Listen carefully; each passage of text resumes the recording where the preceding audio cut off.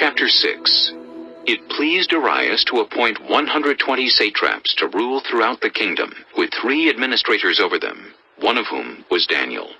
The satraps were made accountable to them, so that the king might not suffer loss.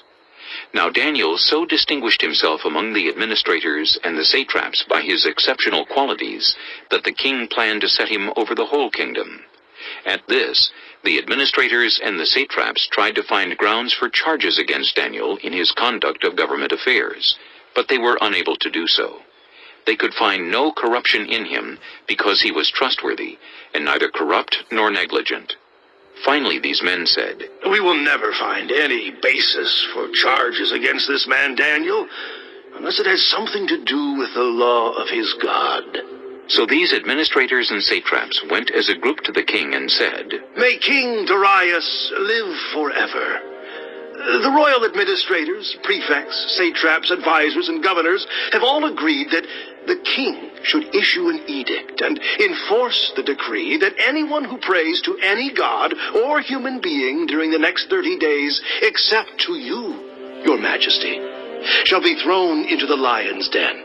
Now, your majesty, issue the decree and put it in writing so that it cannot be altered, in accordance with the law of the Medes and Persians, which cannot be repealed." So King Darius put the decree in writing. Now when Daniel learned that the decree had been published, he went home to his upstairs room where the windows opened toward Jerusalem. 3 times a day he got down on his knees and prayed, giving thanks to his God, just as he had done before. Then these men went as a group and found Daniel praying and asking God for help. So they went to the king and spoke to him about his royal decree. "Did you not publish a decree that during the next 30 days, anyone who prays to any god or human being except to you, your majesty, would be thrown into the lion's den?" The king answered, "The decree stands, in accordance with the law of the Medes and Persians, which cannot be repealed." Then they said to the king, "Daniel, who is one of the exiles from Judah, pays no attention to you, your majesty, or to the decree you put in writing. He still prays 3 times a day." When the king heard this, he was greatly distressed. He was determined to rescue Daniel, and made every effort until sundown to save him.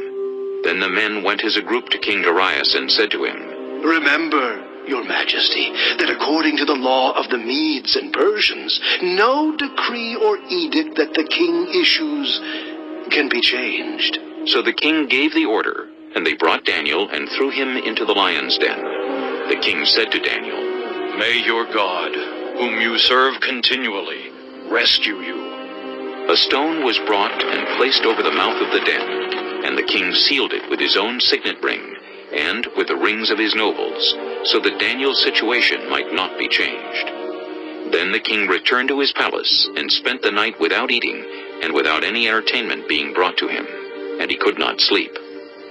At the first light of dawn, the king got up and hurried to the lion's den.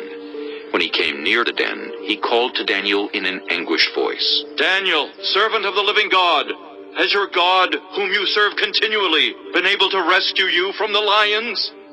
Daniel answered, "May the king live forever. My God sent his angel, and he shut the mouths of the lions. They have not hurt me, because I was found innocent in his sight. Nor have I ever done any wrong before you, your majesty." The king was overjoyed, and gave orders to lift Daniel out of the den. And when Daniel was lifted from the den, no wound was found on him, because he had trusted in his God. At the king's command, the men who had falsely accused Daniel were brought in and thrown into the lion's den, along with their wives and children. And before they reached the floor of the den, the lions overpowered them and crushed all their bones.